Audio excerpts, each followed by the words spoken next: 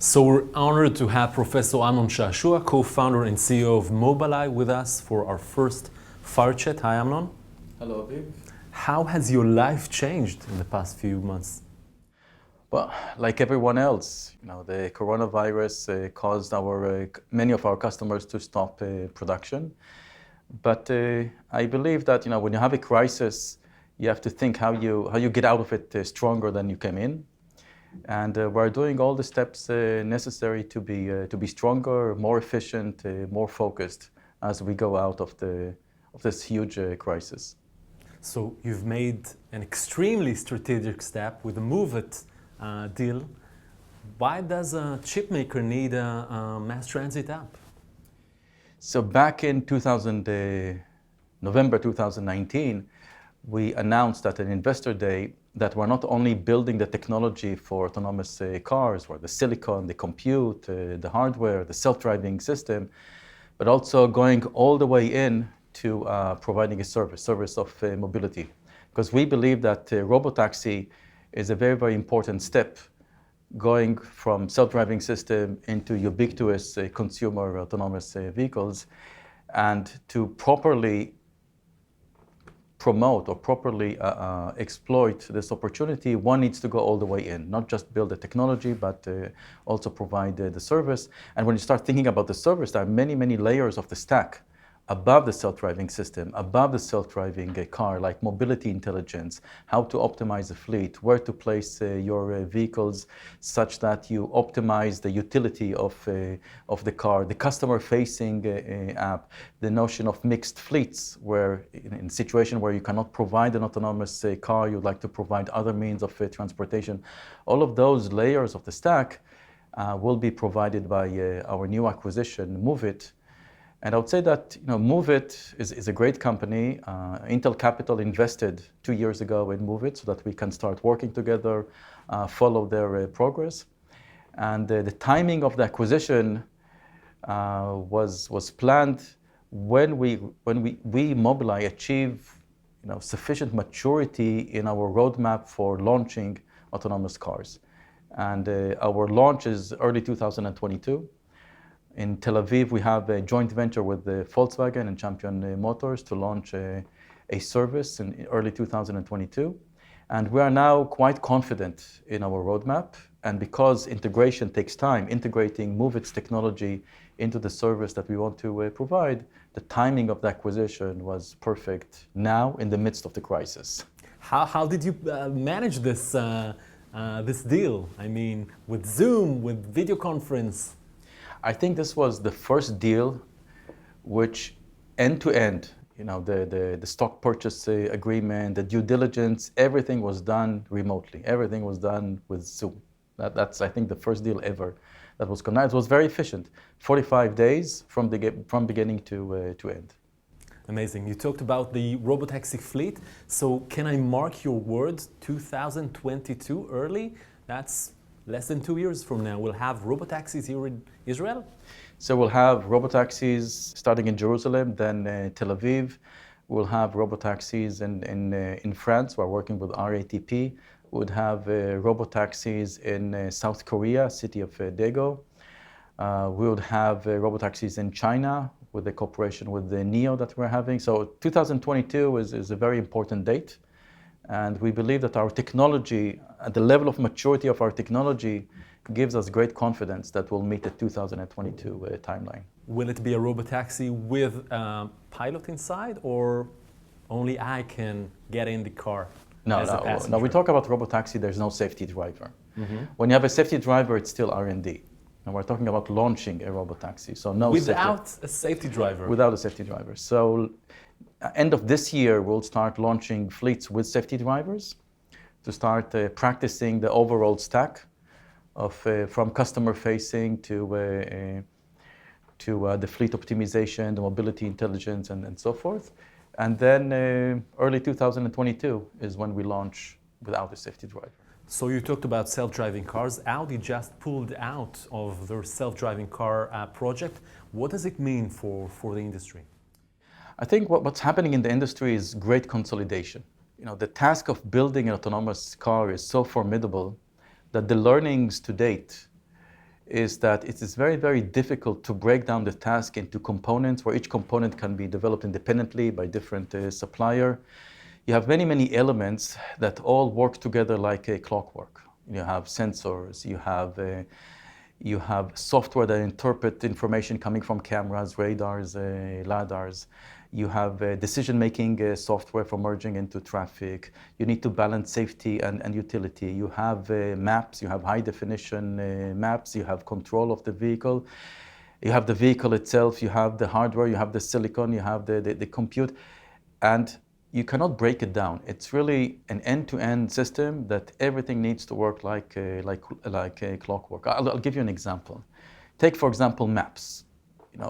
To fully enable autonomous car, you have to have a high-definition map, a very, very detailed map that specifies everything around the car, everything stationary around the car. Now, why not go and purchase such a map? You have map makers in the globe. They're also building high-definition maps. Why you don't go and purchase such a map? We create our own maps, and as far as I know, our competitors create their own maps. And the reason for that is that only when you build a robotic driver, you understand what kind of information you need from the map, because otherwise it's either over-specified or under-specified, and you cannot extract it efficiently. So this is just one small example of something that 2-3 years ago it was obvious that a map you go and purchase from a supplier, and now it's clearly understood it's something that you need to build yourself because it's meshed within the experience of building an autonomous car. And so this is just one small example. There are many, many other examples. So it's a formidable task, and there are going to be very, very few actors who can go from silicon to self-driving system. Therefore, what we see in the industry and what will continue in the industry is a great consolidation. So you'll see less and less players, but you're still optimistic about the notion of self-driving cars. I think that the self-driving cars is something that is unstoppable. I think that there are two fundamentals that are really invariant. It means that the coronavirus has not changed them. One fundamental is the rise of automation. Where we're talking about automation here, automation is compute, the movement from labor-intensive to capital-intensive. And when you think about a self-driving car, it requires lots and lots of compute. The second fundamental is mobility. Mobility is a basic need, and lower cost mobility is something that could create a transformation in the way people move from place to place. And autonomous mobility is the vehicle for creating such a transformation. And that is also fundamental. It will not change. So when we think about the current crisis that we are in, it is indeed a crisis, but its long-term effects on these two fundamentals would be either non-existent or very, very minimal. You talked about the coronavirus, and you've been a special consultant to the Prime Minister of Israel on that. How was it from your point of view? I think Israel did quite well during this crisis, especially given the very, very little information that was known at the time. Now, I was called March 10 to the Prime Minister and was asked to assemble a team in order to give some outside perspective. And at that time, it was a day after Israel closed its borders, which was a very, very good move. We looked at the data coming from China, especially the ratio between the number of infected people that you tested positive and the number of true infected people that you know only in hindsight. And we saw that there's a factor of between 10 to 15. And it was clear to us that we need to go into an immediate lockdown. So we recommended an immediate lockdown, and together with Avi Simchon, who is the chairman of the National Council, the Economic Council of Israel, we wrote just one page of what it means, one page document, what it means to have a lockdown. And the day after, it was implemented, I think, to the letter. So that was the beginning of the lockdown. Since then, I began working with my colleague, Shai Shalev-Schwartz, looking at mathematical models, thinking, okay, what's going to be the day after the lockdown? Especially, what are we going to do when there's going to be a second outburst? Now, it has to be really appreciated that there is going to be a second outburst. No matter what we do, there will be a second outburst. And the reason for that is that we can say quite reasonably well that less than 1% of the population have been infected. And the way we know that, we simply can look at the number of dead that we have. It's about 250. The data from the world shows that if the health system is working properly, it's not overcapacitated, the probability of mortality is somewhere between 0.2% to 0.7% if you're infected. The data coming from Sweden, coming from Geneva. So since the median age in Israel is low, it's about 30, let's assume that we are at the 0.2%, so 1 over 500. So there were 250 dead, multiply this by 500, so about 100,000 people were infected. So it's around 1%. 1% means that we're back to square one. So we're back to square one, but with education. Now, people know that they have to maintain social distance. People that have comorbidities, pre-existing conditions, high blood pressure, diabetes, or heart conditions, respiratory conditions, they know that they're vulnerable. They know that they need to protect themselves. People who are elderly, they know that they need to protect themselves. The young people know that they need to keep away from the elderly. So we're back to square one, but with education. And now the question that we ask ourselves, okay, when the second outburst will come, what do we do? My feeling is that a lockdown cannot happen again. The economic crisis that we are in, and we haven't seen the peak of it. The peak will come in a month or two, is enormous. It is something that Israel hasn't experienced, never, since its founding. Going again through another lockdown, I believe it's impossible. So I think the state should come with new tools. And what we were thinking in the past 3-4 weeks, what would be those new tools? What should be a new thinking? Because a complete lockdown will not happen. Maybe isolated geographic locations, lockdowns could happen, but a complete, countrywide lockdown, I think is very, very unlikely because the public will not accept it. The public now is more educated. The public understands more about the virus, which did not exist when we did the first lockdown. So when you look at this disease, it's actually two diseases. One ferocious, affecting one segment of the society. That segment is the vulnerable, people who have comorbidities, multiple pre-existing conditions, elderly. The mortality there is about 2%. If you're infected, the probability that you die is about 2%. And then the remaining of society, the young people who have no pre-existing conditions, they could be elderly but no existing conditions, there the mortality is a factor of 100. So it's 0.01%, 1 to 10,000, right? And it's really, you can die, but the probability is very, very, very small. So it's really two diseases. And the question is how do you go and focus your resources such that you go and protect only the vulnerable? And this is what we've been thinking for the past few weeks. We have a web page with the number of papers that we published, mathematical models around it. This is the challenge. So Mobileye has been around for 20 years, more than 20 years. You saw two big crises. What can you say to young entrepreneurs, maybe people like me, about what's going to happen? What should we do? I think if you're an entrepreneur, you're optimistic. You cannot be a pessimistic entrepreneur. Right? I was always optimistic. I think when you have a crisis, the first thing that you need to think is how do I get out stronger from this crisis? For example, in 2008 crisis, Mobileye increased its investments in R&D, where our competitors, they pulled back, we pulled in, we leaned in. And we came out 2 or 3 years after the crisis in a way that we were really the biggest and strongest player worldwide in our business. And this leadership has been maintained till now, talking about 12 years later. So if you do a very, very smart step, it could have a very, very long-lasting effect. I believe if you look at this crisis today, there are a number of opportunities here, like work from home technology. This crisis forces everyone to try to create the tools to be productive while working from home, something that we did not have an incentive to do without this kind of crisis. And I believe that this would have a long-lasting effect. More efficiency in terms of the number of people that you need in your office space, less congestion and traffic, more people will stay at home. So how to go and exploit or utilize work from home is something that companies that are thinking how to come out stronger from this crisis would utilize. What about implications on mobility? I think the implications on mobility are short term. As I said before, people need to move from place to place. Right now, people don't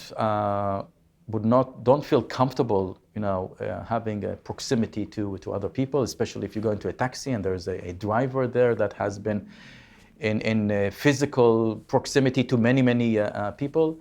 This would not happen in a robotic car. There's no driver. But since we're talking about launch of robotic cars early 2022, and then there's going to be a ramp up. It's not going to be immediately 2022 where there's a switch and then all cars become robotic. We're talking about something that is going to take quite a while. And the memory of the COVID-19 will fade, I believe, quicker than we think. So you're optimistic all in all? You have to be optimistic. You cannot be an entrepreneur without being optimistic. What about what will people do with these robotic robotaxis? What will people do inside? Well, when you think about robotaxis, really the promise is efficiency. And efficiency translates into lower cost. And when you look at the models of the cost that you can promise with a robotic car, it rivals public transportation. As you know, public transportation today is subsidized. When you ride a bus, the ticket price is subsidized. But with robotic cars, you can reach price levels that are competing with public transportation, and that is a transformation. Then once you sit in a robotic car, you're free to do whatever you like to do. Watch a movie and consume content. Shop. Yeah. This is something that there's an entire business concept of what people will do when they sit in a robotic car. We are not engaged in this area of the business. We are engaged in building the robotic car and thinking how to provide the service of mobility. And then at a later stage, we believe around 2025, one can offer robotic passenger cars. So you go and buy a car with the ability, with a turn of a button, to have that car take you as a chauffeur. You sit in the back seat and it'll take you to wherever you want to go. We believe that in 2025, the cost level, regulation levels, maps everywhere would bring the technology to a point in which one can deploy it on passenger cars. But robotaxis is a step in before that. So today we have around 500, 600 mobility startups in Israel. How many of them do you think will survive this crisis? It's hard to tell. It depends. It depends when was your last round. It depends on your business plan, whether the business plan is still relevant going forward. It's hard to tell, but I do believe in the resilience of the Israeli ecosystem. I think Israel, unlike other cultures, is experienced with stress. Emergency. State of emergency. We go to the army at the age of 18, and we learn to cope with stress. We are a very, very resilient population, and I believe our startups would prevail. Are you also investing in startups? I don't have much time for investment, but I put some equity in as a limited partner with some venture capitals, and I let them choose the investments. I'm more focused on Mobileye, on Orcam, as you know. Forget about Orcam. Digital bank. I have another startup, AI21, in natural language understanding.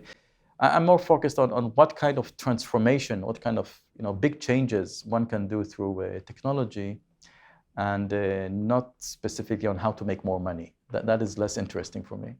Amazing. Professor Amnon Shashua, thank you so much for being with us, and good luck. Thank you, Aviv. Yeah, and enjoy the rest of the show.